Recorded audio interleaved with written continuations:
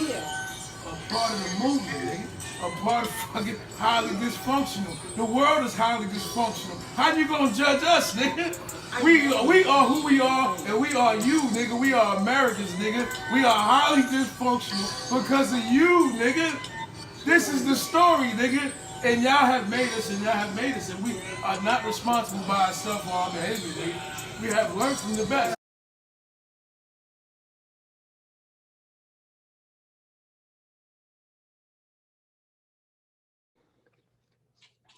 Shout out to the real, highly dysfunctional, man. And I don't know, you know what I'm saying, how far I can dig, how far I can go. And we're gonna keep it positive. And I just want people to know, you know what I'm saying, this is coming from a guy that been everywhere in his life. And this is a guy that I grew up looking up to, somebody from my neighborhood. And I always admire, I never said nothing because I was still in and out of jail, still doing what I was doing. But I always looked and I always wanted to know how this happened. Because in my own life, I'm always looking to change whatever was bad or whatever has my soul conflicted, always wanting to free myself from that.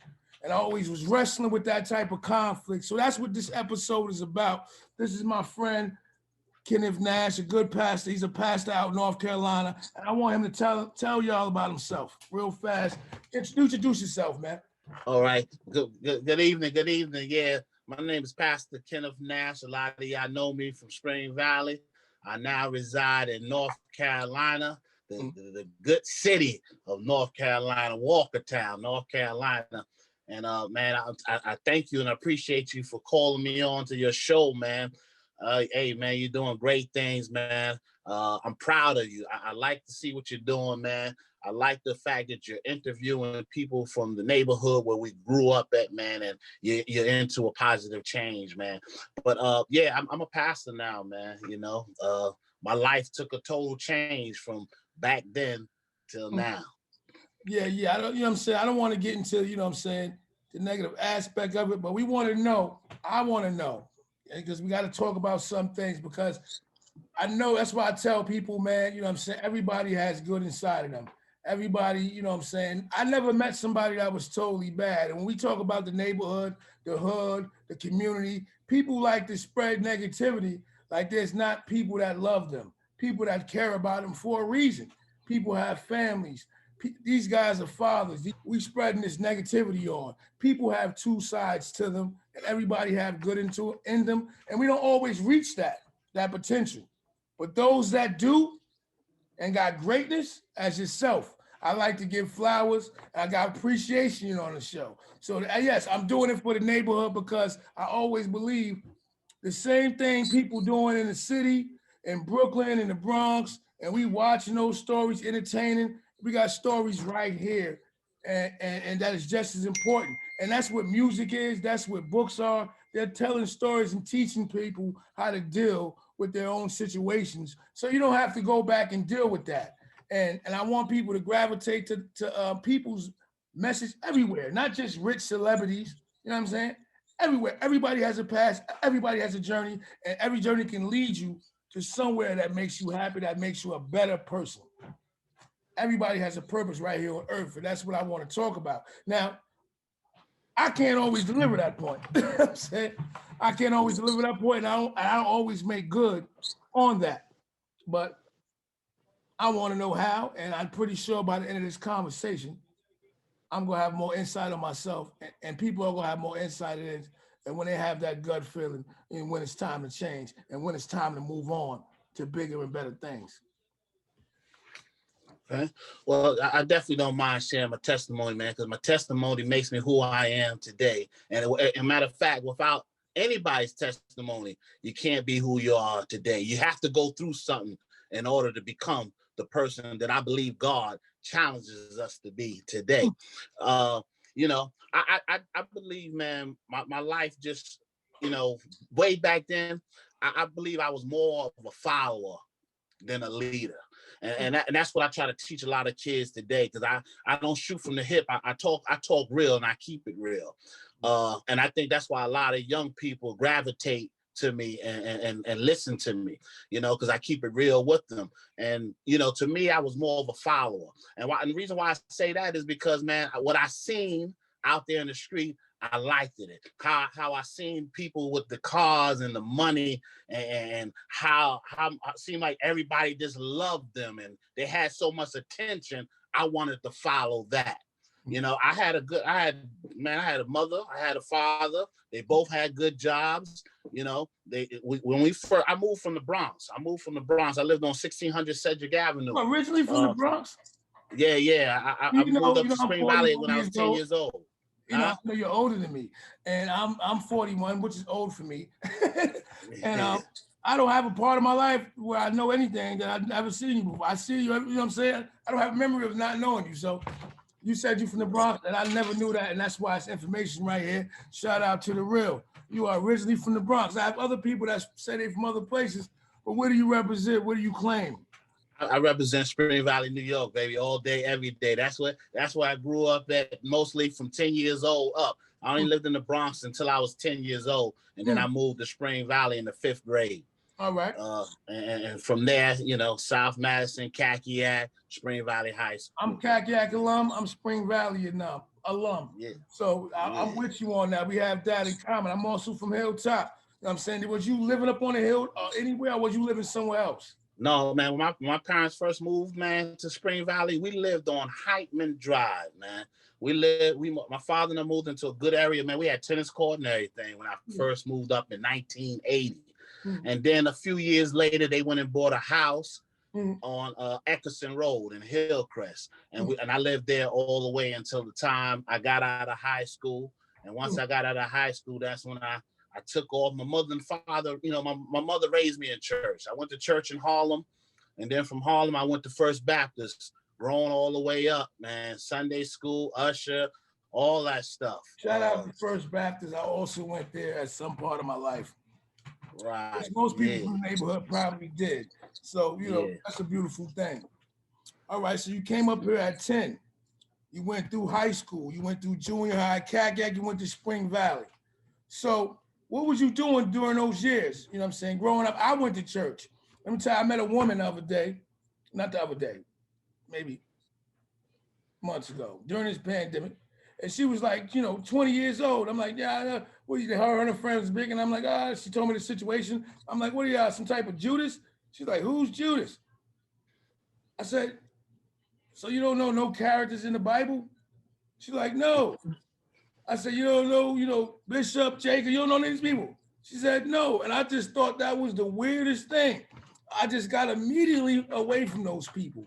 And what I want to know, like most people, even some of us that went down the wrong path, all have the word, and all our families, our grandmothers, our grandparents put us through church at some point in time. And the kids nowadays, some of them never ever read, and they never went to Sunday school.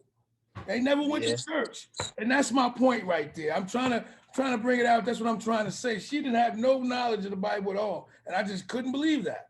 Like nothing. Well, you know, I think that just comes from our generation having kids at such a young age. And, you know, and at the young age, they run and they still having fun. You know what I mean? They haven't really matured yet. So they're not going to church because they're running around. And in the midst of all that, years are passing by. And as those years pass by, they never trained their child up in the house of God. They never talked about God. They never brought up religion or any of those things. So now here it is, the child is 12, 13 years old. Now, next thing you know, they're in high school and they don't know anything about God, you know? And like you said, man, that's actually a real sad thing, man, you know, because we all got faith in something. You know, whether it's God, whether it is your football career, whether it's your girlfriend, something, we all got faith in something. But in order to make it, in order to have a strong foundation in your life, you got to build it on God. You got to, your foundation has to be Jesus Christ. And I had to learn that. I had to go through it to understand that my foundation was God. And until I started building on that foundation, everything else was sinking sand. All right. I want to know how you did that. Was it Did you always feel it tugging at you? Did you always? Nah, I Did never. it happen all of Listen. a sudden? Some people I, say change happen all of a sudden, and some people say it's a gradual process. you know what? If you would have asked me back then, I'd have never thought in the world. And my last thought would be me being a pastor. I That's do my last remember. thought. My last thought. Yeah, this is and why so it's- many other people. Yeah, Yeah. like dudes that I grew up with, they like, what? Kenny Nash is a pastor? What? You Mm. know. So that man. But I do remember when I was younger, I used to mimic pastors. When my mother would bring me home from church, I would mimic how Reverend Williams would preach and turn to the side and doing all this, and my mother would laugh, but she was like, man, how does he remember everything that was said in church? I didn't remember all that stuff that was said, but I would come home and mimic it. Sometimes they say what you play around with is something that you'll become. So I just think that I hit rock bottom. I hit rock bottom in my life. And when I hit rock bottom, see, prison is not rock bottom from everybody. Everybody has their own rock bottom. And this is true. Everybody has their own rock bottom. But for me, prison was my rock bottom. I had ran the streets, man. I ran the streets for over 20 years untouched out there. Untouched. And when they finally did bust me, I still didn't believe that, I would do that much time. I've never been in trouble. The little trouble I got was little misdemeanors. I had no felonies, in other words. For 20-some odd years running around out there. When you think you're not, that was your first time. That was my first bid. Man. Amazing. Amazing. Yeah. I didn't know that. I thought that, I was gonna get a 1 to 3. I was like, man, like everybody else. Everybody else.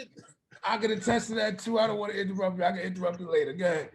Yeah, everybody else got a 1 to 3. So I'm like, man, all right, I'm gonna get a 1 to 3. And I was arrogant, man, because one of the cops that didn't like me, man, he just couldn't stand me. And man, when he seen me in that cell, he came by and he was laughing. And I was like, man, listen, I don't know what you laughing at. I ain't never been in trouble. I'll be back on the streets in 6 minutes. I'm gonna make this thing happen again.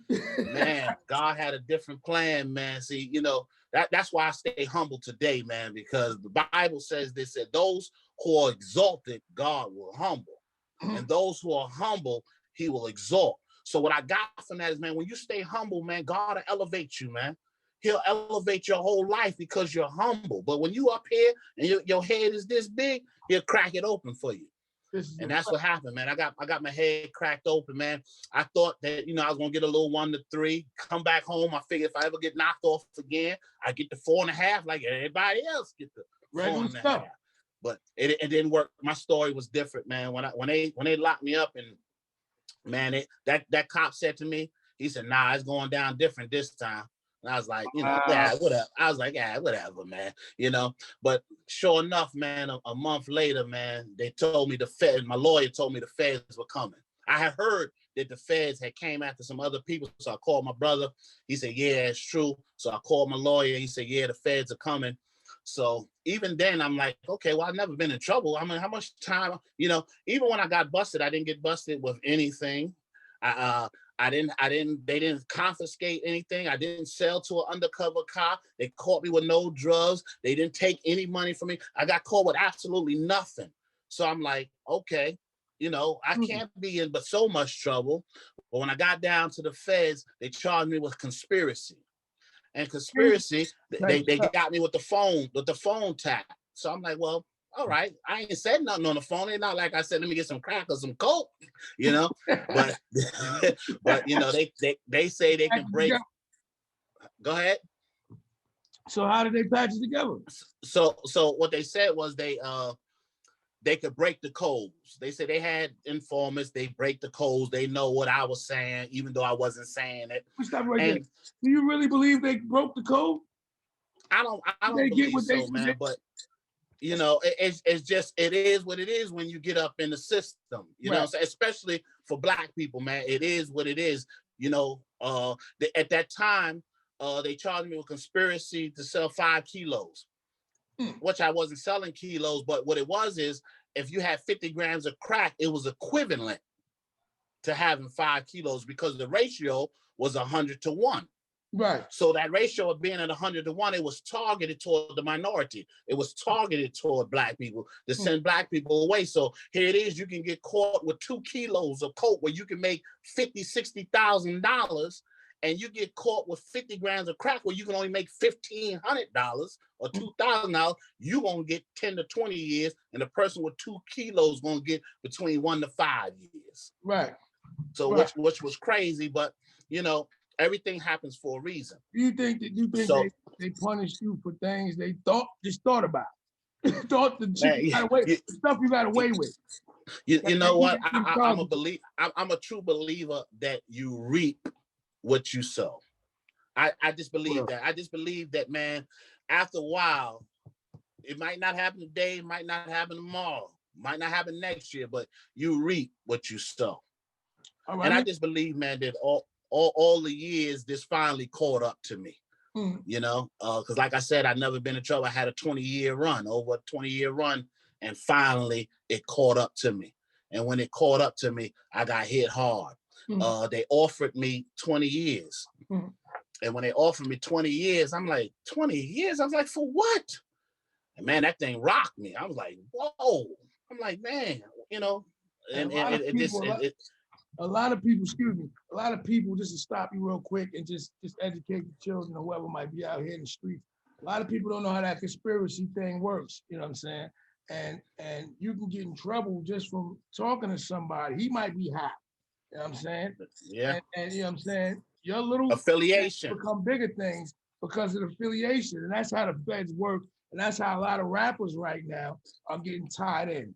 And, you know, I got a kid that's a rapper, so I got to let them know, you know what I'm saying? I already know what they into. I know what they do. They fake gangbanging, even though I know it's entertainment. I got to let them know, man, you doing things, you know, they telling you to do stuff, put your name on stuff, put things, put accounts, all that scamming stuff. It's not the way to go, man. It's not the way to go because you're going to get tied into something bigger that you ain't ready for and you ain't even got to deal with. So I just want people to know how conspiracy works. You got Casanova, he's in jail right now. And, you know, he's probably didn't even do nothing. He got a bunch of little guys, bunch of gang members. He done had a few conversations and now he's indicted because they all under him. And that's how the feds work, you know what I'm saying? Right. And that's why it's important to teach young kids about who they affiliate themselves with. It's important to teach young people who you choose to hang around with. Everybody that clap for you, everybody that give you the pound and hug you, everybody that say, my brother, my dude, that's my man, is not your friend.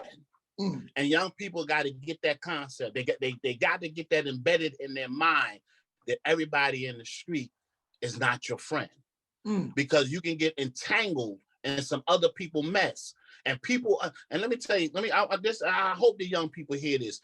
Stop believing that dudes will stand up. Dudes are not stand up, straight up. People are not who they say they are.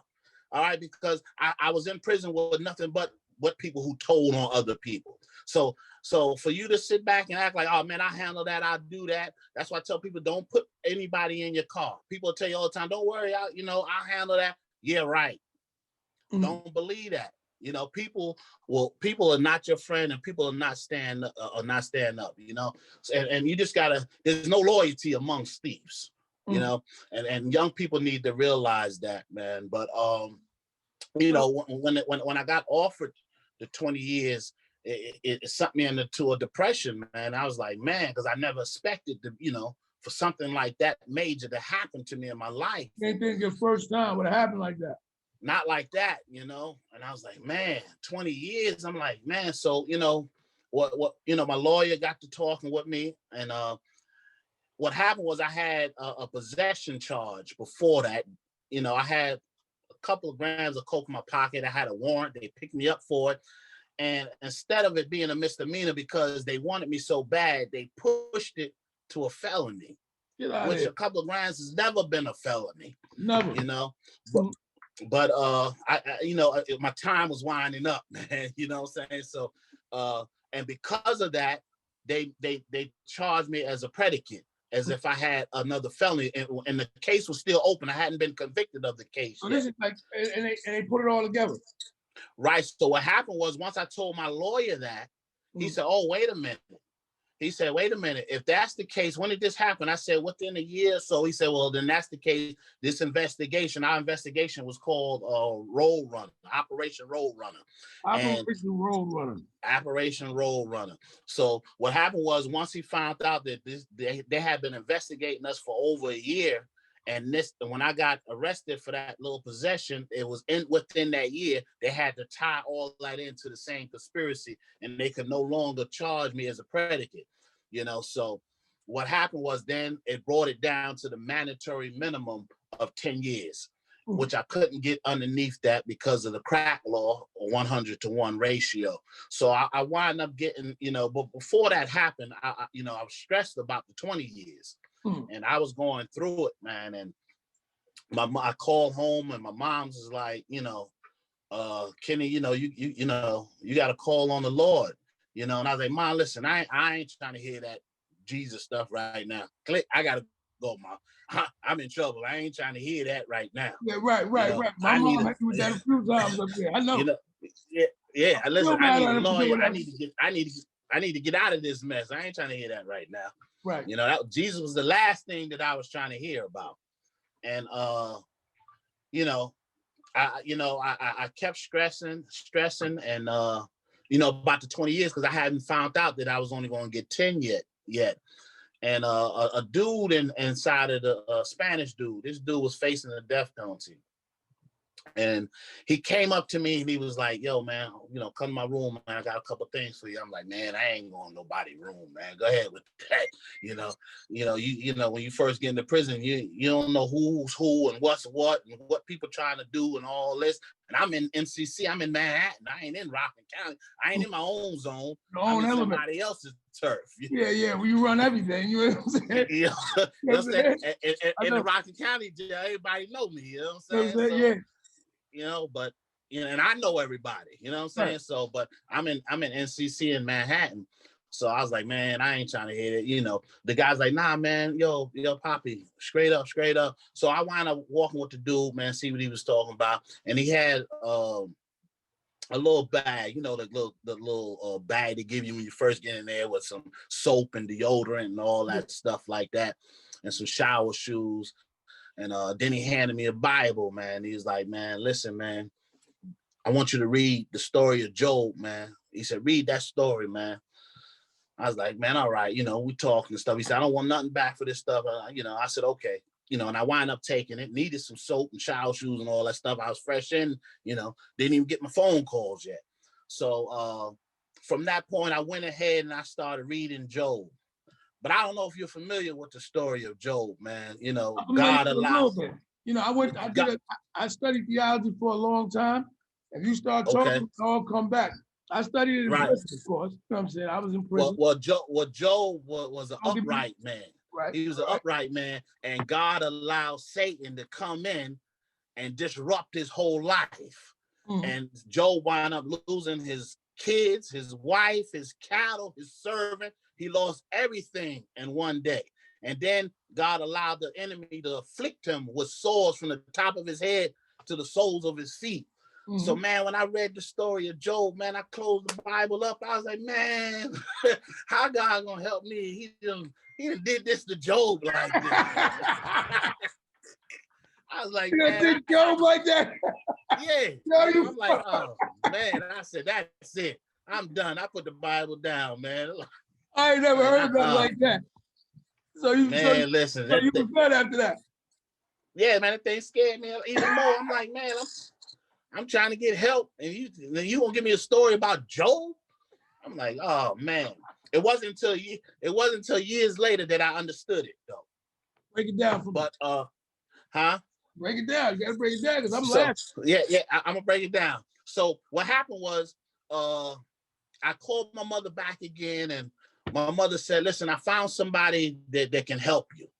So I'm like, "Oh man, let me get the pen, let me get the paper. Who is it?" She said, "Son, ain't nothing I can do for you no more." She said, "But you can't keep sitting in there stressing." She said, you're going to have to call on Jesus. So I said, oh, here we go again. You know, I'm thinking she got I've got my pen and paper. I'm thinking she got a good lawyer for me. So I said, all right, Ma, I'm like, all right, Ma, all right, I was a little more settled on this one. I was like, all right. But what happened was me and Eric, we were co-defendants. Mhm. And Shout out to Booker. yeah, and he was like, he was in another dorm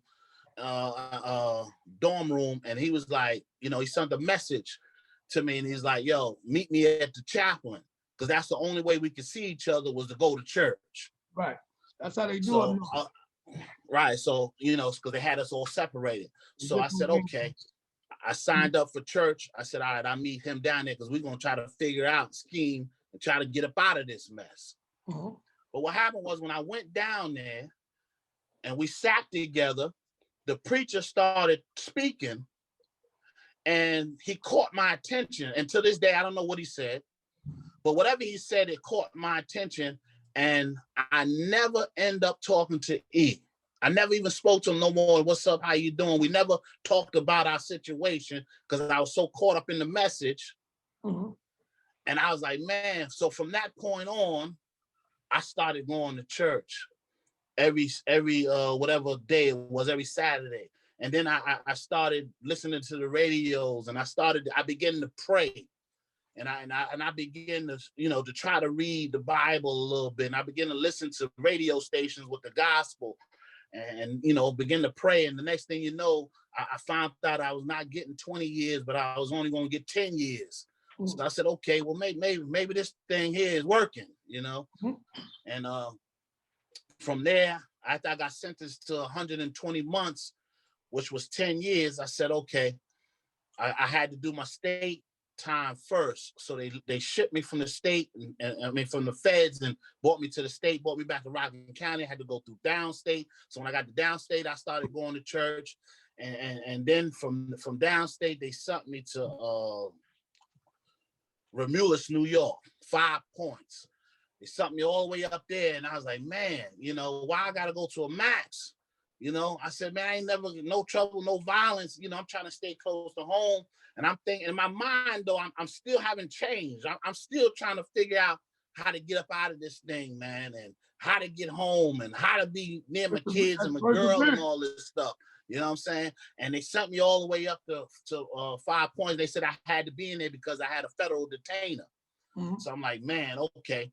So then from there, I did my bid. I made parole. So I was like, okay, I was trying to get to the joint and I forget what the joint is called, but it's only like 45 minutes from or 50 minutes from Rockland County. I was trying to get to that camp.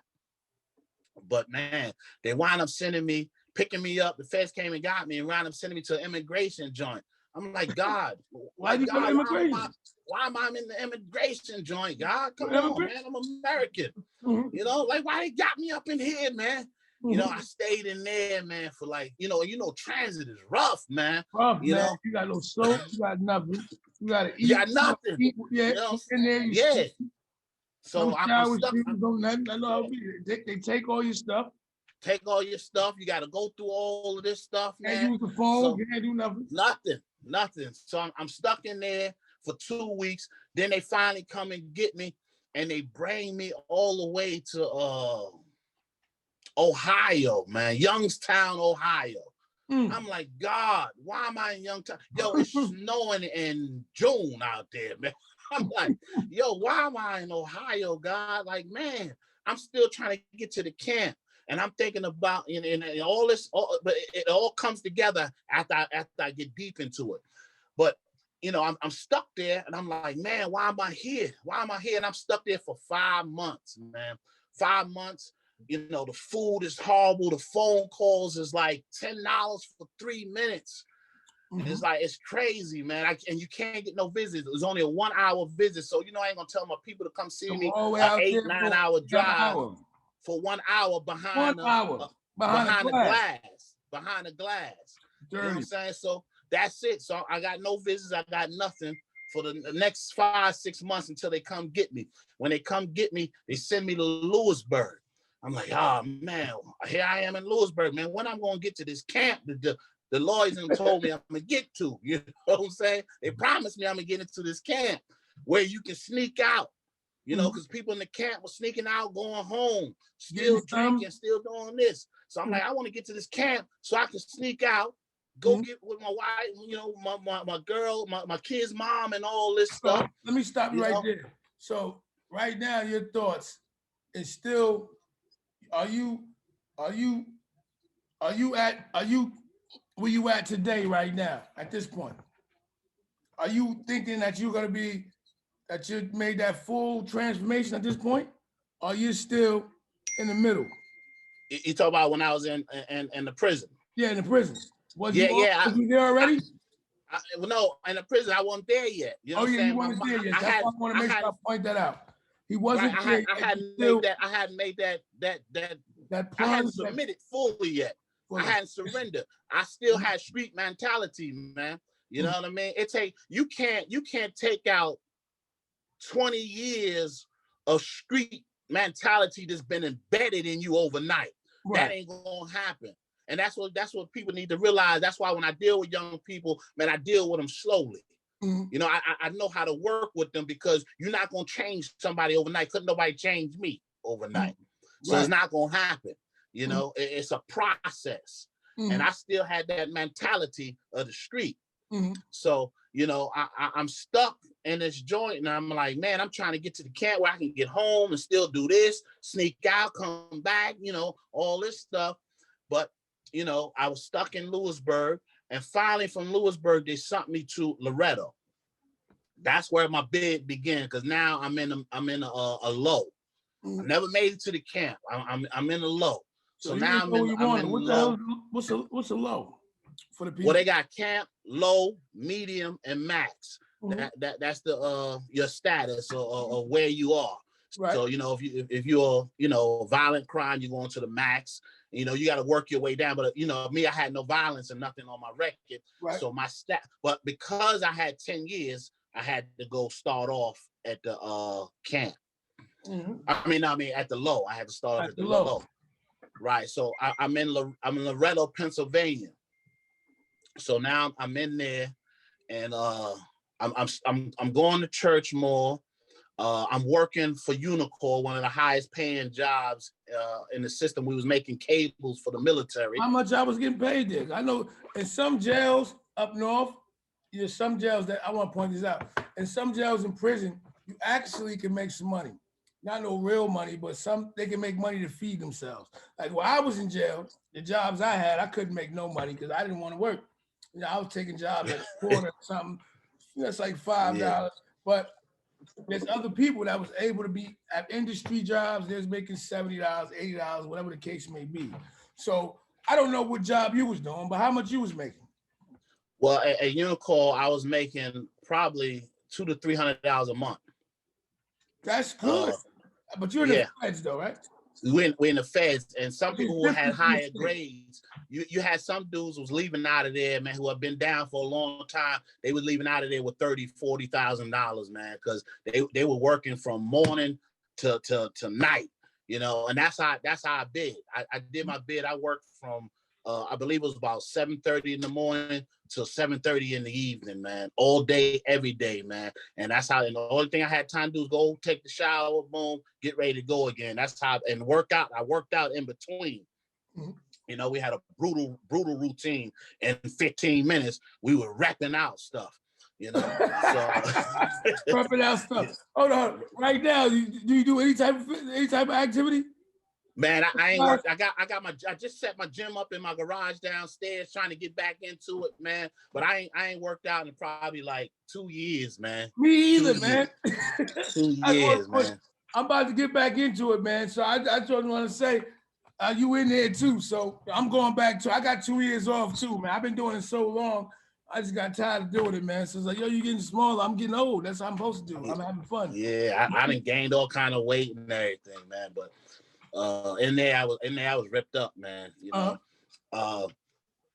So when I got in there, I was working in Unicor and all of that stuff, and then, you know, I was starting to go to the Bible studies, starting to go to church and things like that. I became an usher, and things like that. And I was still trying to work things out with my kid's mother and stuff. And finally, you know, I was trying to get them to come and visit me and stuff. I couldn't get no visits, man. That thing was breaking me down up in there. You know what I'm saying? Man, I was waiting on a lot of people get stuck in jail. They can't. They can't go home. It don't even matter. They come back. They finish. Mail call came. I was standing in line, knowing I wasn't gonna get no letters, but I was waiting anyway, just to see somebody was gonna drop something. You know, my mom's always sent me a letter or card or something. You know what I'm saying? But I was waiting for my kids and moms and all them to send me stuff, man. And you know, when I was in there, I finally got word that she had moved on. And when I got that word that she had moved on, man, that thing broke me down, man. That's when I think I really was at my rock bottom. And I was at church when I found out.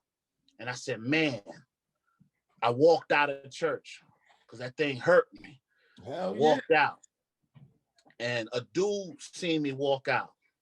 And I'm back at work that Monday at my table, my station, and a brother walked up to me. He said, yo, man, he said, I seen you walk out of church. And he said, I never seen you do that before. He said, if you want to talk, I'm right here for you. And I'm like, man, you know, but I was like, I still wasn't trusting dudes like that, you know? And I was like, man, but I needed somebody to talk to, and he sounded sincere. So what happened was I wound up going, I was talking to him, man, boo-hooing, man, and crying and, you know, telling my side of the story. And you know, our side of the story is always good. Hell, you know? Yeah. And after ain't nobody gonna tell a bad side of this story. You know what I'm saying? We always gonna make our side look good, you know? And what happened was after I got through, he didn't say one word. He just sat back and listened to me the whole time, man. And when I finally got through boo-hooing and telling him my story, he said to me, okay, he said, I heard your side. He said, but tell me something. He said, man, what part did you play in all this? And when he said that, man, I thought about that thing. And I was like, whoa. Man, when I thought about that thing, I said, man, shoot, she should have left me the first year.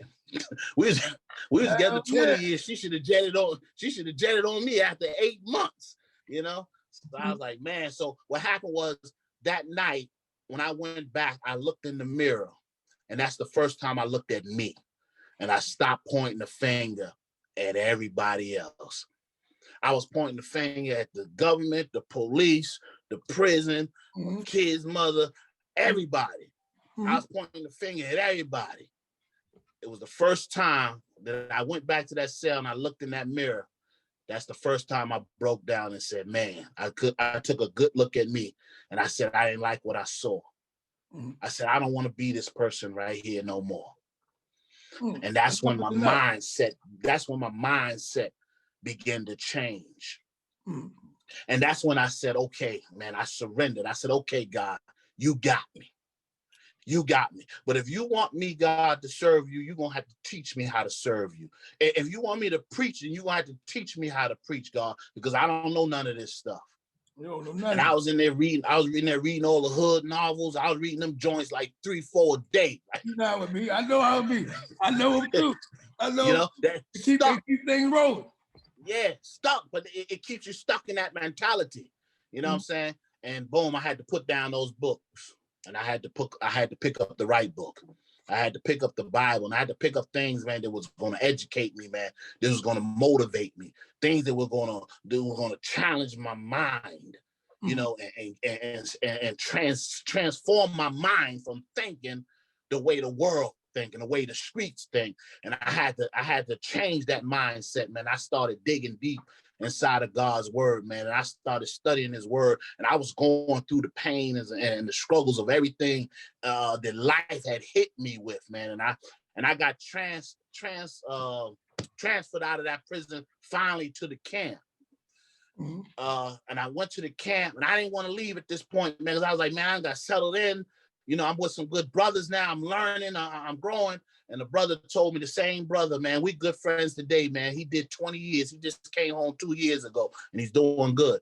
But he said, man, wherever you go, make it happen where you go. So, you know, I packed my stuff up, man, went to the camp, man. And when I got to the camp, man, it was even better there, man, because I ran into some good brothers and we began, man. And God placed me around one brother, and this brother right here, man, he drilled me every day. It was like I was in a training camp, man, and he drilled me, man, and everything that I talked about, if it wasn't upright, if it wasn't biblically challenged, if it wasn't standing on God's word, he said, "What does that mean? What are you talking about?" Mm. He challenged everything that I was still saying that was not godly, Mm-hmm.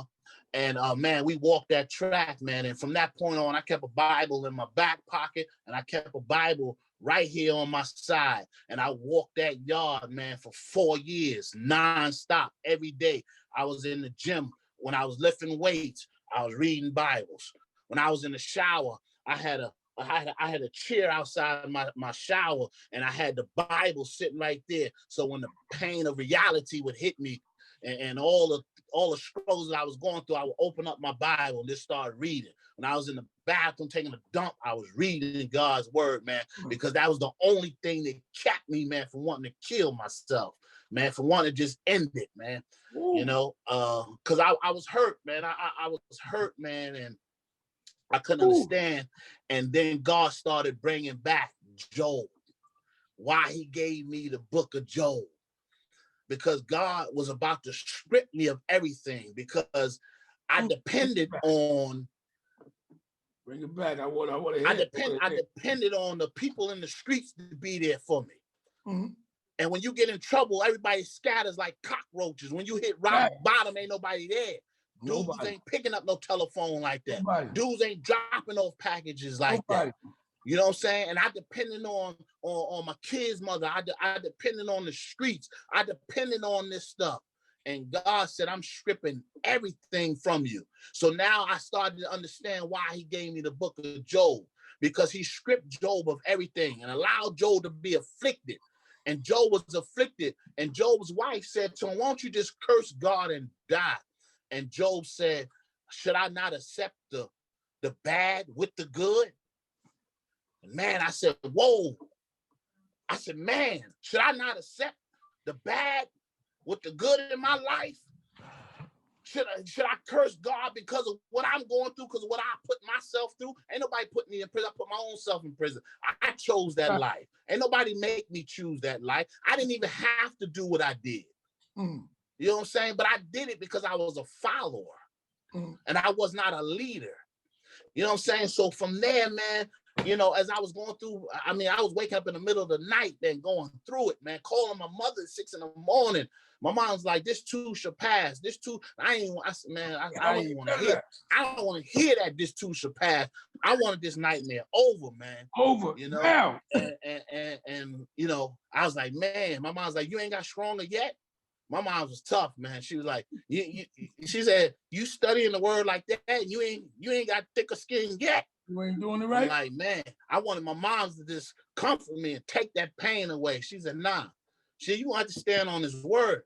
And I told Jones, I was like, yo, that was the brother's name that I was in there with. I was like, yo, man, I said, I'm waking up in the middle of the night, man. He said, well, there's 2 things you can do. I'm like, what? He said, you can let the devil beat on you, or you can open up God's word, man, and stand on it. So, man, I had my night light and I had that Bible. Every time I woke up in the midnight hours, man, I started reading. I said, what should I read? He said, don't matter, just read. And that's what I did, man. I just started reading, man. And I locked myself in a conference room, and I had 6, 7 books around me, and I just started studying and studying. I taught Bible study in tears. I preached in tears. I went through it, but my transformation was taking place. You know what I'm saying? The suffering that I was going through was getting me more and more anointed, and God was filling me with his power and his strength. You know what I'm saying? Because you can't get to God's glory without going through his suffering. If Jesus suffered, what make you think you ain't gonna suffer? If he was whipped all night, what make you think you ain't gonna be whipped? So, man, I started studying. I started getting strong in God's word, man. I started pouring into other people. Because the Bible says, man, it says, he who refreshes others shall be refreshed himself. So I started pouring into other people coming in hurting, people coming in crying, scared. So I just started pouring into the lives of people, man. And I started just leaning on God, man. And from that point on, I said, God, man, it was time for me to go to the drug treatment program where I can get a year off of my time. And I said, God, man, if you want me to go back to New York, put me in a facility this close to New York. I said, but if you want me to go down south when I get released, I said, send me somewhere close to my mother. So when I got my transfer papers, they sent me to Edgefield, South Carolina. So I knew right then and there I wasn't coming back to New York. I knew that God said you're going to go down south. So I went in there, man. I became the pastor in prison in South Carolina. You know, I was running 2 services, man. Just serving the Lord strong, man. Just pouring into so many people's lives, man, helping so many brothers, man, that were going through it in there, man. It wasn't about me no more, man. I realized, because it was always about me, but I realized, man, that my choices affected more than me. And that's why I try to teach young people. The choice you make today does not just affect you. It affected my mother, my father, my kid's mother, my kids, my brothers, my cousins, my aunts, my uncles. My choices affect other people. And that's why I'm careful how I handle myself today, because anything that I do today will affect millions of people. I got hundreds and thousands of people watching me on Facebook.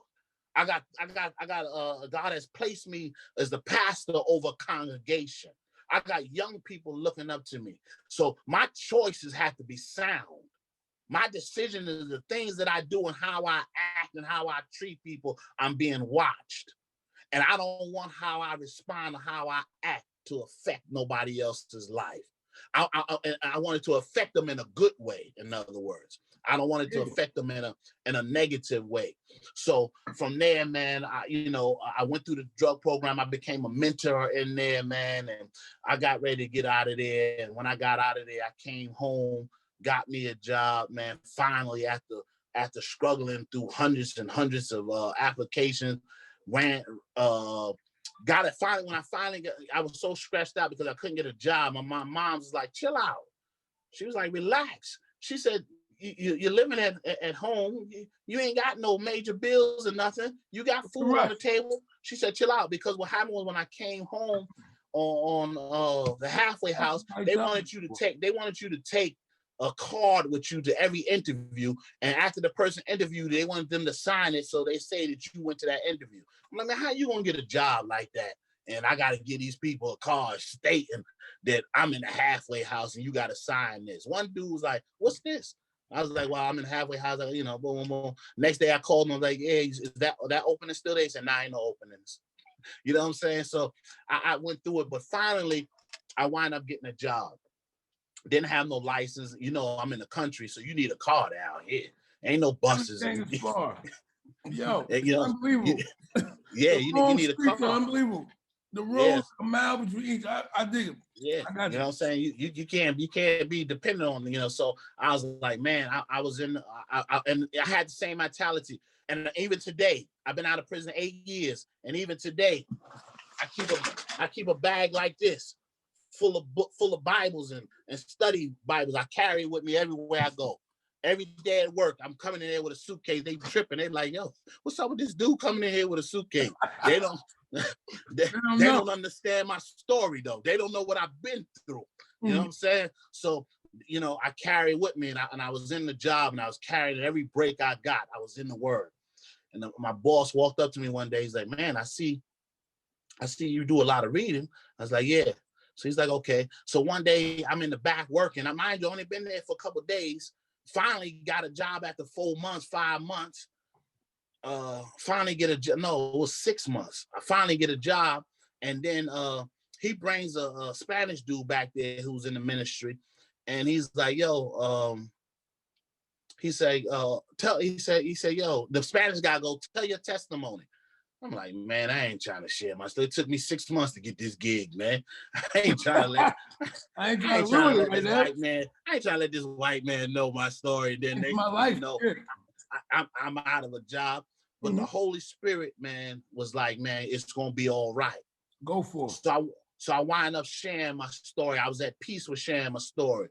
And he was like, wow. So the next day he comes back there again. He's like, wow, man. He said, I can't believe this story. He said, yo, I see your father always drives you to work. He said, you ain't got no license? I'm saying to myself, oh God, you know. So I was like, nah, man, I ain't got no license. I said, you know, I'm trying. He said, I got to go to New York and I got to go to court and all this and all that. He said, so, huh? I went through Yeah, that same struggle, brother. yeah, You know, going through years and years of crime and not paying attention. Shit, I had over right. $10,000 in tickets, man. And I'm like, Yeah, wow, baby.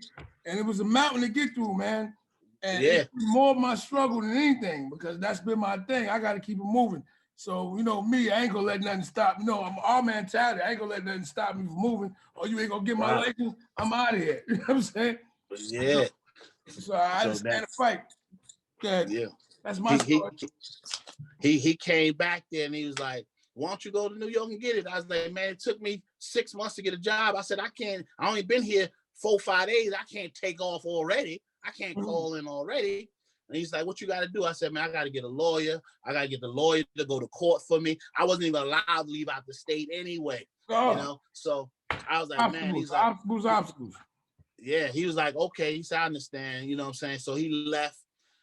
2 days later, man, he come back there again. I'm like, man, this dude keep coming back there, you know, messing with me about, you know, my life and stuff.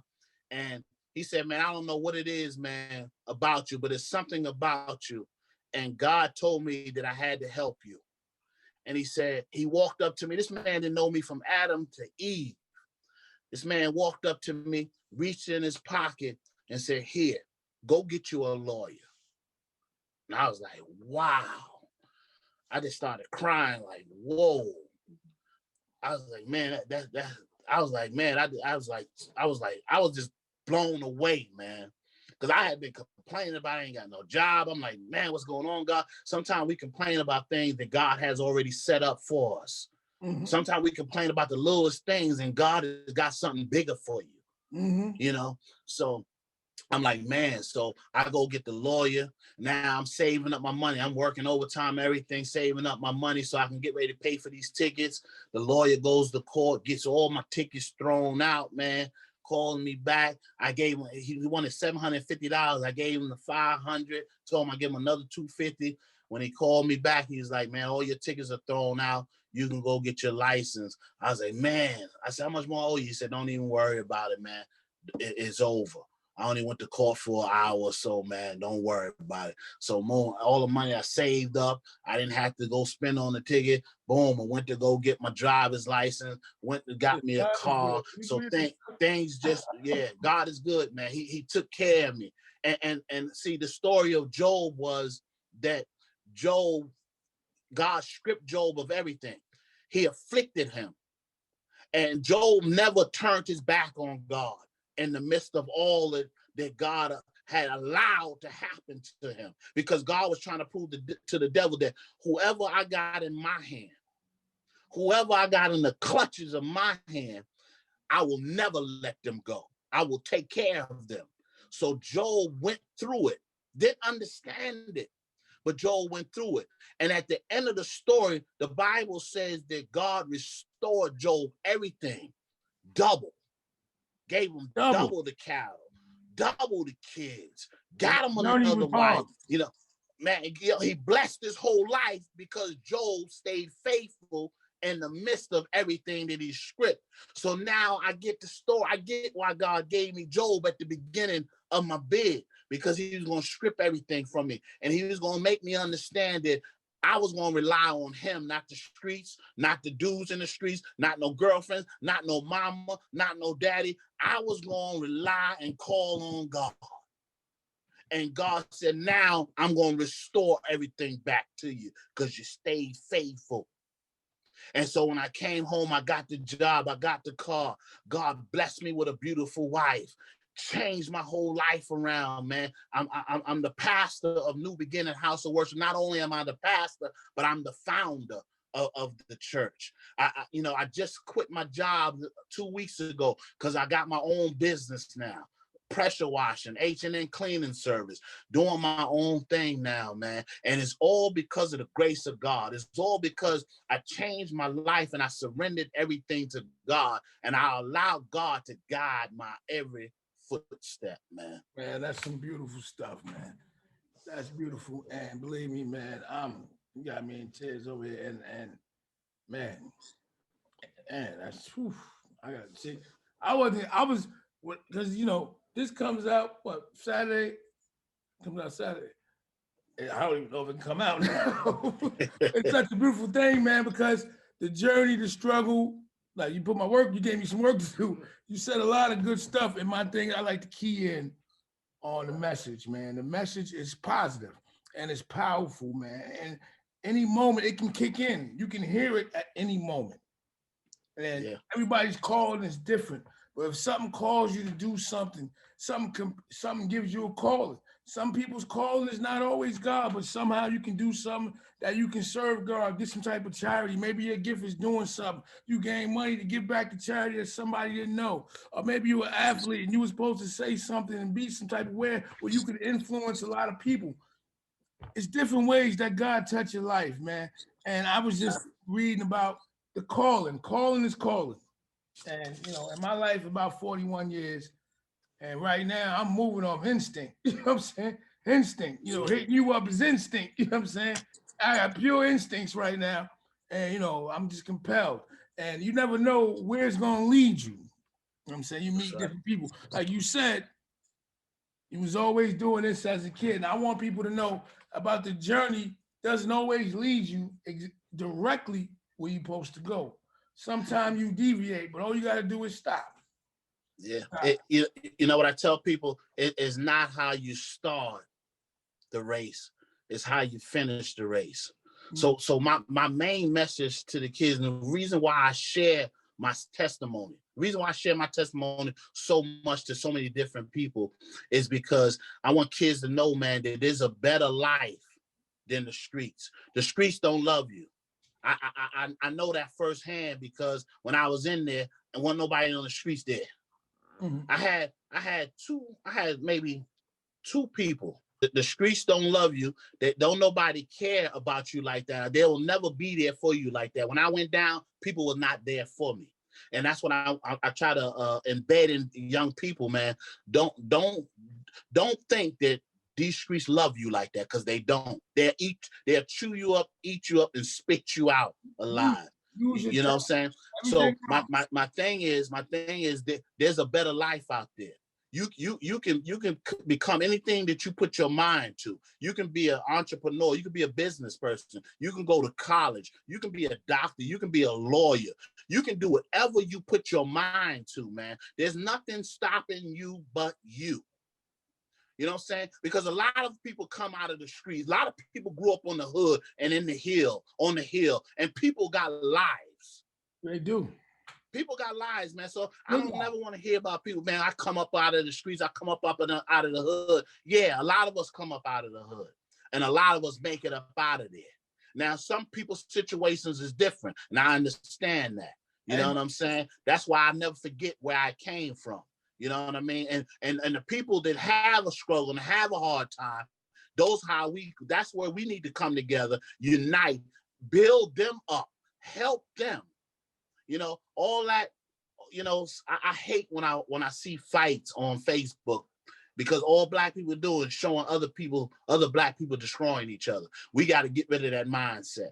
We got to get rid of that mindset of fighting each other, destroying each other, tearing each other down, tearing each other's names down. We got to get past that.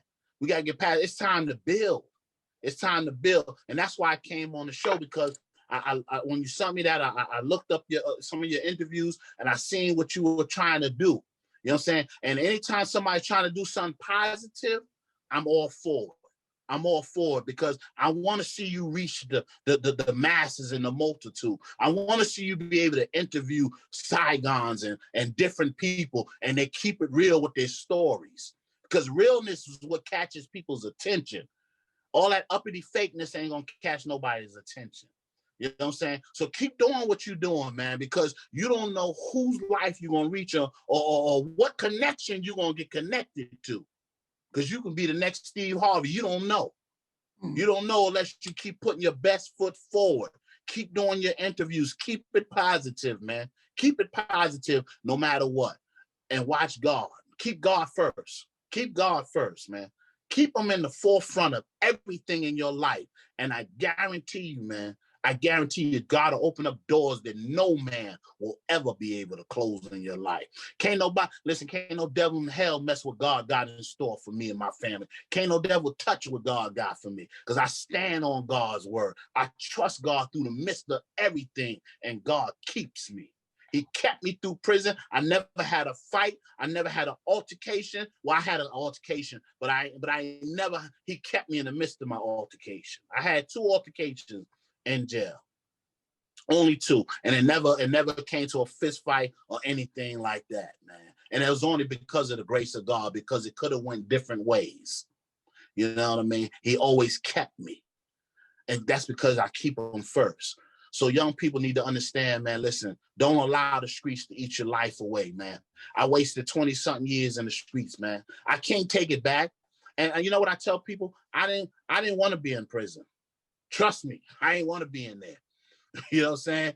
But I wouldn't take back one single day. I wouldn't take back one single day. Why? Because that's where I became a man. That's where I got my mind together at. That's where my life changed for me at. I didn't want to be there, but I wouldn't take back one single day, because it formed me. God is he's the potter, and he takes, we're the clay, and he puts us in our hand, and he shapes us and forms us. And when we don't get it right, he smashes us back down, because he's going to make sure that vessel is good. He's going to make a perfect vessel, and we're his vessels. So young people got to understand, man, there's a better way out there, man. Forget about them streets, forget about them drugs, forget about that stuff, man. There's a better life. There's a better choice. It's up to you to make it. You don't got to get your head cracked open. You ain't got to go through what I went through, or what you went through, or so many other brothers have went through. You ain't got to do it, man. There's a better way. When I spoke to you, you told me I get off at 4. That means you going to work. So I'm out here trying. And one thing, you know what I'm doing is, I'm actually just listening, man. I can't even talk right now because I'm out of my league. You know what I'm saying? I'm out of my league. But I can't wait till people hear this and kids get the, it's because we talk to pastors and we got pastors. Sometimes we don't know our pastors, we don't know their lives. I remember growing up, I didn't know my pastor. You know what I'm saying? So I don't know if he had the same feelings and thoughts as me, or if he been through the same things as me. Does he know my desires, the things I struggle with, and the problems I struggle? Does he know that? So I'm talking to you, and I can hear you because shit, man. I seen you growing up. I looked up to you guys growing up. I'm probably influenced by everything, man. And I got a few questions, man, because you did so much. I don't know. I don't got nothing to say. I got nothing to say, man. I can't say a damn thing. I don't even want to tarnish the message. You said so much. You gave so much in your own life. That's why I wanted the testimony, because I wanted kids to know, and not kids, there's older people like me that's still struggling with right or wrong.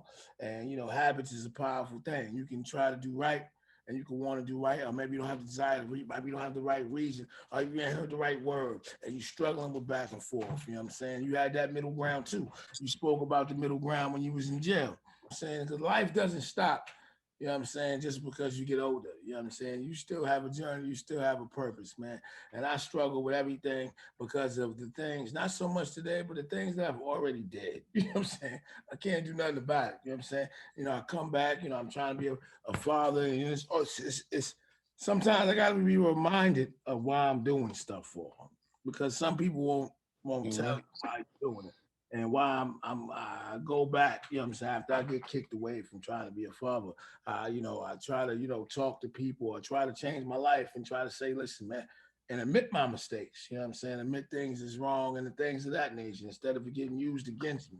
So we gotta have people that when you struggling with it, and I just want people to know that, you're a testimony that, because you're happy, you feel good, and that's the main thing out of life. Whatever makes you happy, whatever gives you purpose in your life, man, and that's what I want our people all around the world to achieve, man.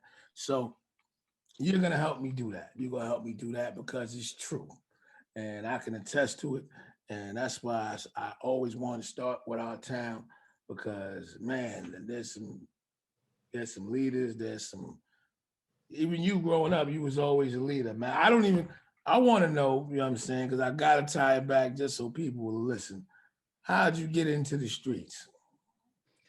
Man, just Just you know what? I think I was in 11th grade, man, and man, I had started drinking. We were drinking 40s, man. We were drinking 40s. I hadn't even started smoking weed or none of that stuff yet, man. I didn't smoke weed until I got out of high school, man, actually. You know what I'm saying? So I was a drinker, man. We would knock out 40s and stuff. I was bringing 40s to high school and stuff, man. You know, I bust two 40s of private stock in the classroom. I had them in my book bag. Stop. Shout out Yeah. to Stop. Yeah, I had it in my book bag and I sat it down and both the zippers just I don't know flew open. Both the 40s shot out like torpedo. Boom boom. Man, the whole classroom all day was smelling like more like and I was hanging with a dude, man. We're friends now. He got his life together, man. He's doing great things right now. His name is Ishmael, and man, he had turned me on to some weed, man, and I had to start selling a little weed for him, man, and Start that weed. selling a couple of nickel bags, and next thing you know, man, that was it, man. Hanging out, drinking. Then when I got out, smoked the weed and just hanging out, you know. My kid's mom lived on the hill, so from there, Are we talking about Sandra? yeah, Rest in yeah, peace, Sandra. I think that's the last time I seen you. Did I see you at the yeah, funeral outside somewhere? yeah. I was definitely there. Man, Yeah, listen, I already been following you. Your journey is an impossible journey, man. Not people have callings, people have things, and not people really realize their calling and live their purpose in life. So when I see, and I want to tie back to everything I did, when I see football coaches, that's teaching, that's giving back. When I yeah, see when I see people that made it to extraordinary heights, man, that's impossible stuff. Being a preacher, serving God, serving the message, and helping people because everything else in life is selfish. Serving people is an impossible feat. So these are the messages that I want to get out, man. And I always wanted to be a mentor, and I was like, oh, why you don't do? You like to? I said, because I'm not there here yet. You know what I'm saying? So all of this stuff is pushing me there and getting there. So I tell stories that I want to talk about the things that inspired me and yeah, I could talk to people I know about, and I know them because they inspired me then. You know what I'm saying? Might have been in the wrong direction, but they still inspired me, and that's how I'm trying to do this thing. I had reached out to Buka, I wanted to talk about that, but I was in a negative aspect of things. But I wanted to tie it back because we all old now. You know what I'm saying? We all old now, and I just wanted to tell a story about the neighborhood because the neighborhood is not the neighborhood, and that's how I got into this thing. I really got in this thing to build a platform myself. He wanted to be a rapper.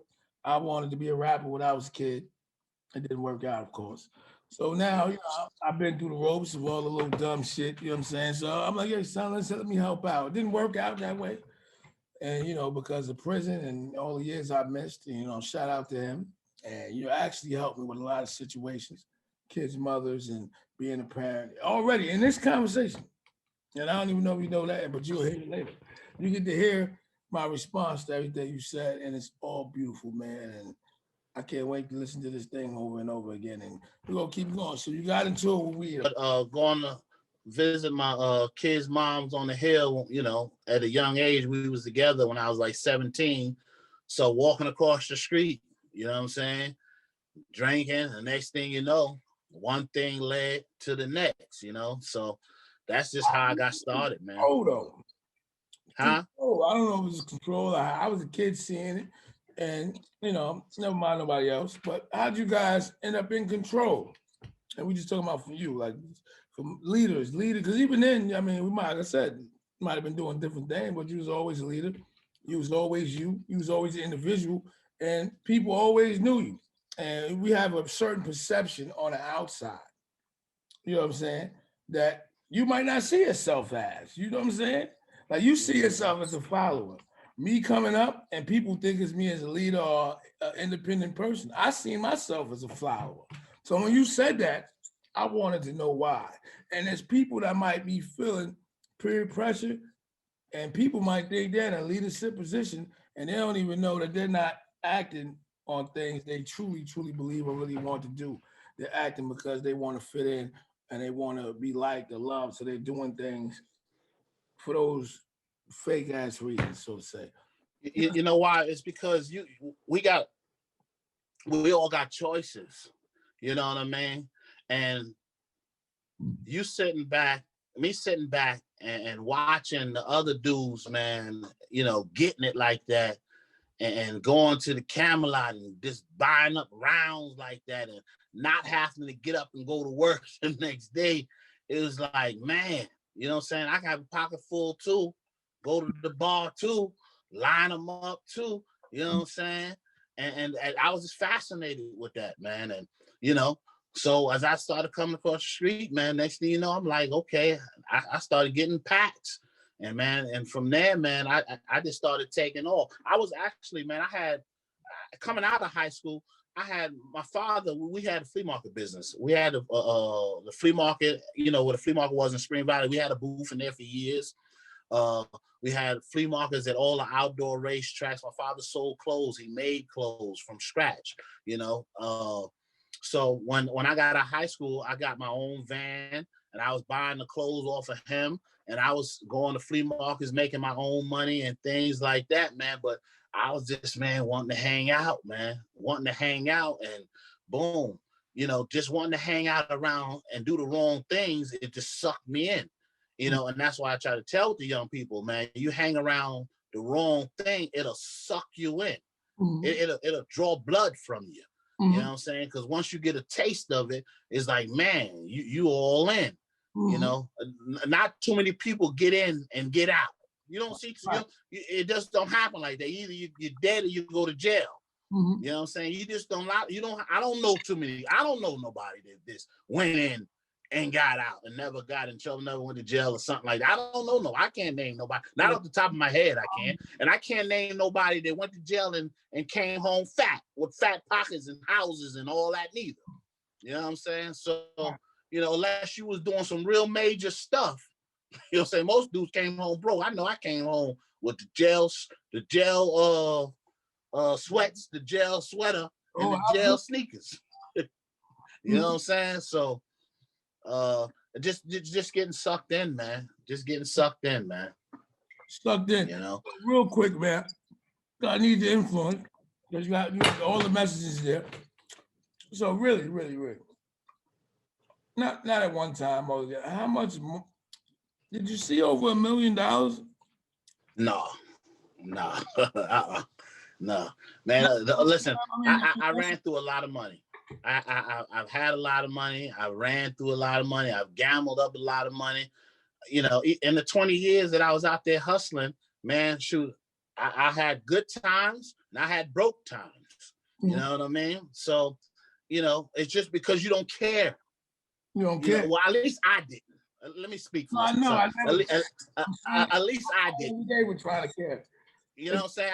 It yeah, was just all about, doing what you wanted, man. I never had the mindset like I got now. Like, man, I'm trying to buy investment homes. I'm trying to invest in this and do this. I never had that type of mindset back then. You know what I mean? So I could have been on board plenty of houses, but I just didn't have the mindset. You know what I'm saying? So when you don't got that type of mindset, man, uh, you're not gonna save up that type of money like that. Even when I got my restaurant, I had a beautiful restaurant, man.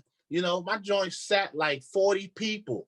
I had a his and her boy and men's bathroom. yeah. I had booths, I had tables. Mhm. I had a big, huge kitchen with a 6-burner stove and grill and 2 ovens and all, fryers and deep freezers. I had a nice joint, man.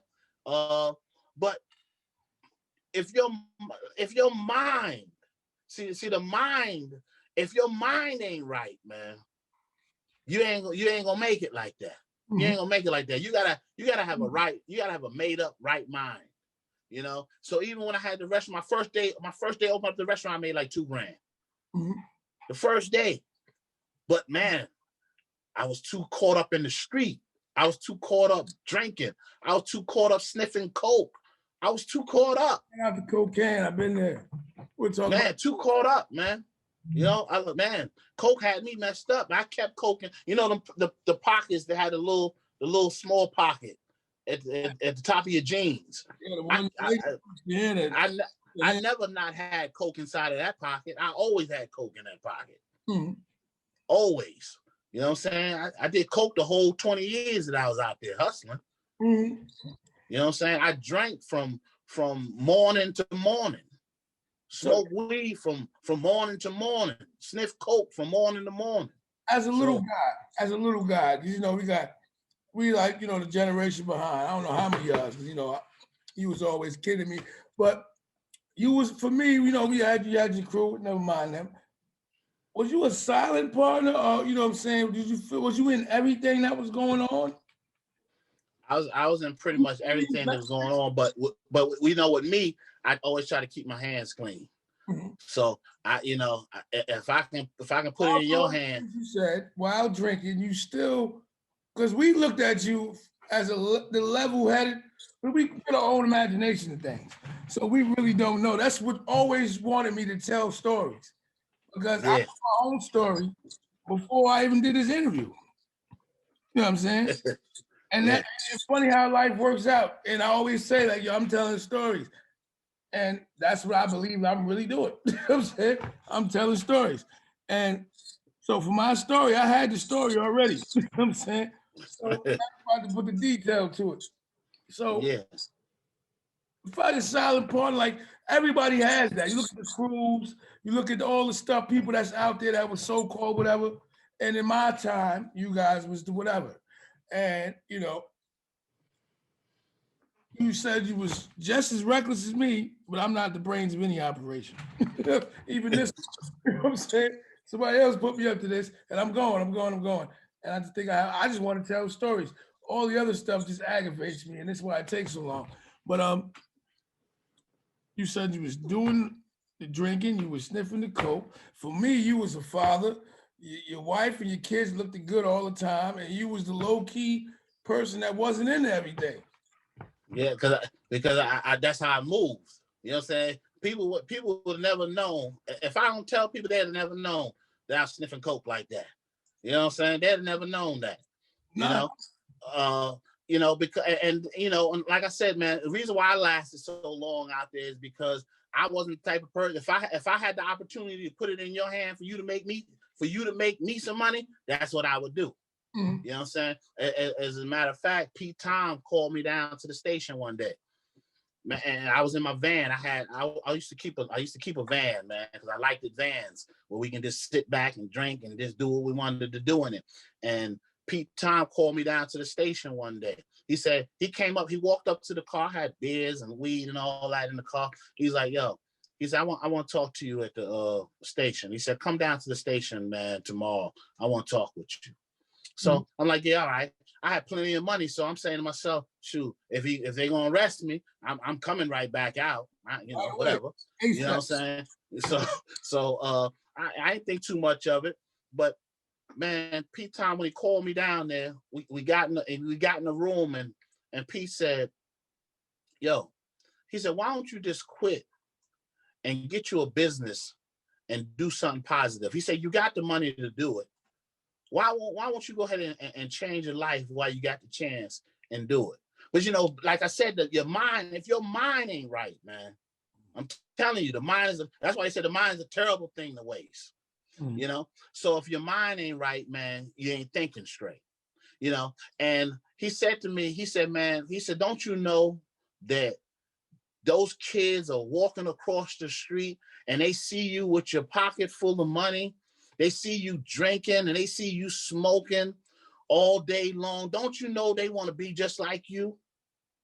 He said, don't you know you are affecting your community? He said, what? He said, you sit in your van.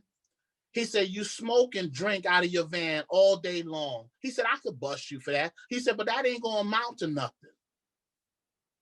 He said, so I let you be.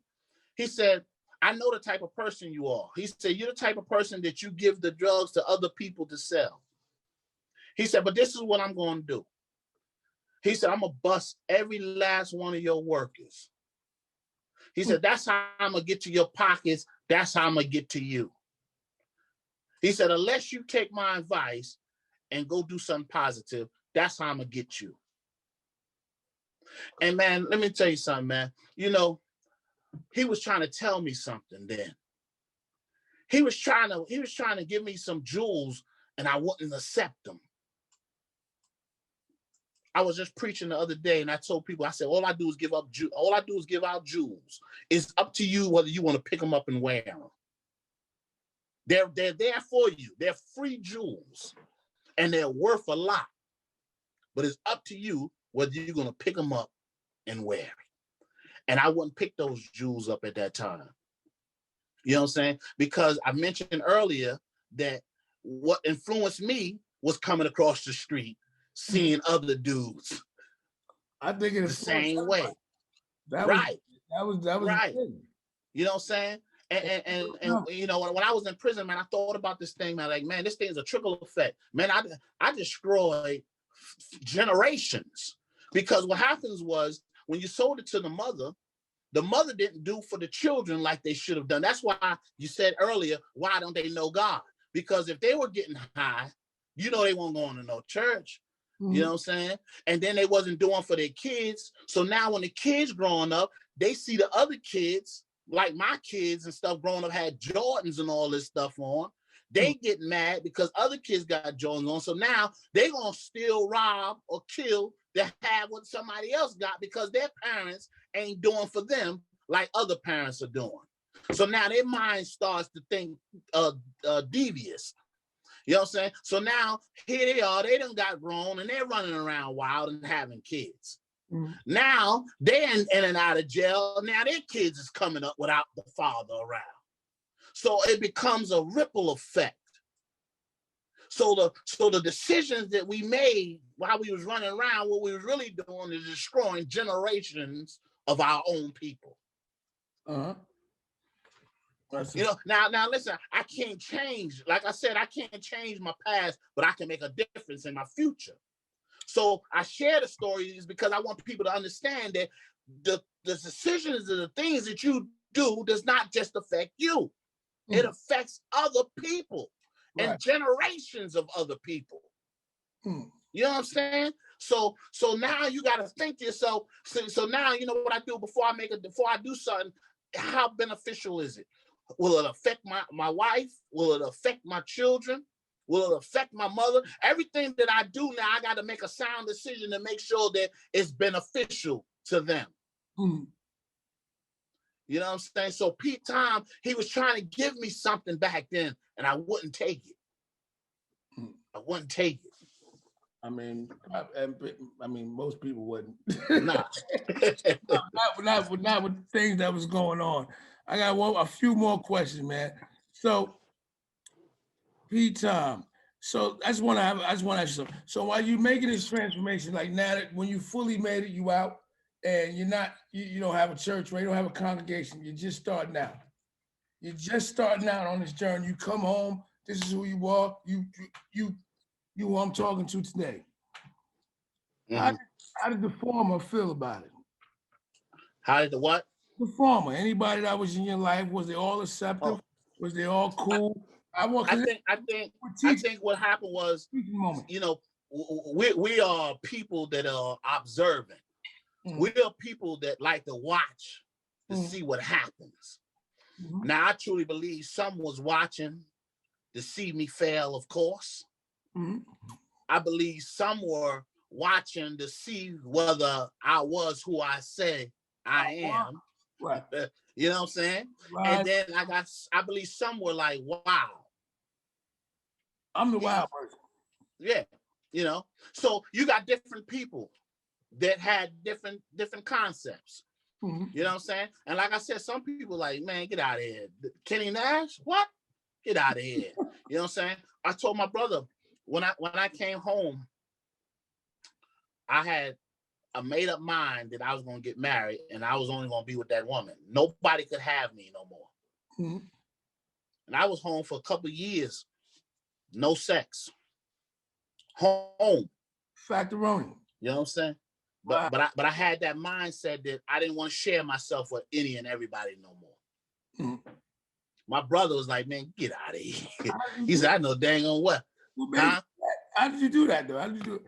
I ain't gonna tell about. I don't want to tell how, but you did it. All right. What was It's it about? prayer, man. Just do prayer, man, and just having your mind when you got your mind focused and Yeah. made up, man. You know what I'm No, saying? Because I've done it. You know what I try to tell young people? Like I could have came home smoking weed. I don't knock nobody for smoking. That's what y'all do. That's what y'all do. You know what I'm saying? Whoever does it. But I've already done it. I know what it feels like. Mhm. So I don't have to go back and do it for me. I don't have to go back and do it no more because I already know what the high feels like. I've done it for over 20 years. I don't have to sniff no more coke because I know what the high is. I know what it did. And all the stuff that I did all those years didn't amount up to nothing for me because it brought me to rock bottom. Mhm. You understand what I'm saying? So that's why I don't do it no more because I don't want to be in a rock bottom position no more. I don't want to be where I was at anymore. So I had to have a made up mind that this is not what I'm going to do anymore. You know what I'm saying? I slept with plenty of different women. So I knew what it was already. I didn't have to do that again. You know what I'm saying? So I had a made up mind that, you know what? I'm not going to share myself with anybody. I'm not going to give myself away like that. The person who has me is going to be my wife. Because I knew now I needed a wife. I needed a soulmate. I need somebody who was going to roll with me. Mhm. And God placed the right woman with me because we roll hard together. Mhm. She's got my back 100%. Right. You know what I'm saying? That's who I travel with. That's who I hang out with. That's who I do my do with. You know what I mean? So and so it was hard. Don't let me sit here and talk like it was some type of easy thing, man. It was a hard thing now. You know what I mean? But you know, I made it through only by the grace of God. By the grace of God. Came close this time. One time it came close, but by the grace of God. You know what I mean? So I think you just have to have the type of made up mind. So the people, the question you asked is like what people think. I think people watch me, man, to see where I was going to land. And I think that most people seen that I landed on my faith, which was Jesus Christ. Right. And I think now people respect me more now because they see that it was real. They see that it wasn't a because most of the time when you come on, they be like, you know, all those jail people, they say the same thing and they don't do nothing. So I think they had to watch for a while and they seen it. You know, even when I first started coming back home to Spring Valley, you know, I went in the barber shop and people was like, Black Sheep, you know, and I had to tell people, listen, Black Sheep is dead. That's over. I said he died a long time ago, man. I said, man, I'm just Kenny. That's all I am. I'm just kidding. I don't want to be Black Sheep no more. I don't want to be Flavor Flav. I don't want to be the world's most famous. They used to call me world's famous. You know, I don't want to be none of that no more. I just want to be Kenny, man. That's it, man. All those other characters, they dead. They dead, man. You know, because sometimes we got so many facades that we live by in the street, man. Right. And we gotta peel it off, man, and get to the real us. And the funny thing about facades, we come to believe them ourselves. You know what I'm saying? Yeah. I know that. Like, I had people tell me who I was, and I like what they said at that time, and that's why I became. You know what I'm saying? Yeah. And now, you know what I'm saying? When you're trying to undo it, it shit is like, excuse my language, but it's the hardest thing in the world to do. So when you get into something, it's very hard to undo, man. And that's the thing I'm trying to do. It's funny that I'm doing this right in front of everybody. So this is gonna be really good. And that's why I wanted to tell this message. And I just wanted people to know that respect change. When you got a guy like you that been through so much, and you got to start from where you from, and then you keep going like you're somewhere else right now. And for me, Yeah, I'm gonna start at the hometown because that's who I know and that's where I came from. You know what I'm saying? Then I want to take this message, just like somebody writing a song about their hometown, and I want to apply it everywhere else in life because it's all the same. Everybody has pain, everybody has hope, everybody has inspiration. Everybody doesn't want to be who they are at the moment. You know what I'm saying? Some people are stuck in a cycle and can't get out of. You know what I'm saying? I was stuck in a cycle and didn't know how to get. Like right now, I'm trying to break the cycle, and some things hurt, man. It hurts like hell. You know what I'm saying? It's like I just gotta sit here and deal with this shit. Cause excuse my language, bro. But I gotta respect what you're doing. I don't want to disrespect what you're doing. And it's like I'm trying to break it, and they don't want me to break it, and it hurts. I'm still gonna break it. You know what I'm saying? But it Yeah. hurts. It hurts. It hurts. And then sometimes, like I said, I fall victim to the past and my old habits, and I wake up and I'm oh shit, I'm back at it. And I got to keep going because I really believe in it. And like I said, when you're dealing with the wrong people, you look for excuses, and you'll find excuses if you deal with people that'll give you excuses. You know what I'm saying? So it's like, all right, I Yeah. got to protect myself. I'm not strong right now. Let me sit down and deal with my dreams. Because if I go around people right now, I ain't strong enough. You know what I'm saying? Sometimes I ain't strong enough to be who I want to be at the moment. You know what I'm saying? And I just want people that know that it's okay, man. Everybody has these thoughts. Everybody has Yeah. these feelings. It's uncertainty. And and I just want people to harness whatever's inside of them. Just like you found whatever's inside of you. And I'm probably gonna watch this 1,000 times before I pull it out. But I just wanted to touch people that's dealing with that conflict because people that you arrive here now when you're dealing with your calling and you came to it before that. I know even if you don't remember, you know what I'm saying. It's conflict. I go through it all the time, and I don't want to speak for nobody else because you have already completed it, and you still have your journey. I'm not saying completed. You have your journey, you have your life. What I'm saying is you're on your way. So that's my thing. Is I want to report stories. If I talk about something, I want people that dealt with something and can talk about it and you can share the story because people are going to be able to relate. Now, my message for these, right, for your point of view, is to deal with these children and to deal with judgmental people that don't want to let the past go. And it's 2020, and man, life is bleak. Life is Yeah. bleak. And You said something just now, about being judgmental. People got to get away from that, man. You know what I'm saying? You'll never reach people by judging people, man. You know what I'm saying? There's a scripture, man, that Paul said that I love so much is Paul said, I became all things to all men that I might reach one. You know what I'm saying? So in other words, what Paul's saying is I relate right to where that person is at so that I can reach them. One of our vision statements is, man, we're people that let me get that right. The church that We're a church that displays the love of Christ for people of all walks of life. And what that means is I don't care what color you are. I don't care where you come from, what you've been through, what you're dealing with. We're going to love on you, man, and we're going to pour into you. We're going to build you up right where you are, right where you are. And that's why when I come back home, I still go through the neighborhood. I still go on what's the little street they call over there? Central Park, is that what they call it? Park. Right. I still I still go over there, talk to a couple of the fellas, you know what I'm saying? Because I don't never want to get to a point where I think I'm better than anybody. Because you need to go into the trenches to reach people. You need to go to where people are, meet them where they are, to build them up, man. Let them know, listen, man, I love you, brother. I'm proud of you. That's beautiful. Doesn't matter whether you got a 40 in your hand. I love you, man. Keep striving to be the best you can. You know? I know, man. And look, man, tell your wife I said love. That's her. And listen, man, I thank you. I thank you. I got work to do. You gave me so many sound bites and so many things to say. And I just want to reach a message. And I need help.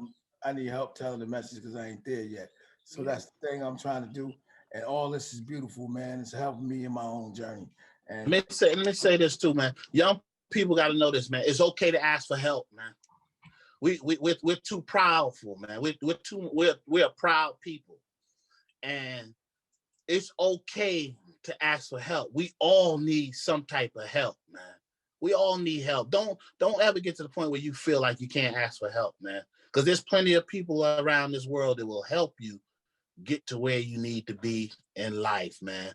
You know, I had two people, man, that stuck by me through my whole prison bed. Out of the hundreds of folks I hung out of the 100 folks I dropped them shots with, I had two people, man. Easy B stayed by my side the whole bid, man. My whole entire bid, he was right there to the for real. me, man.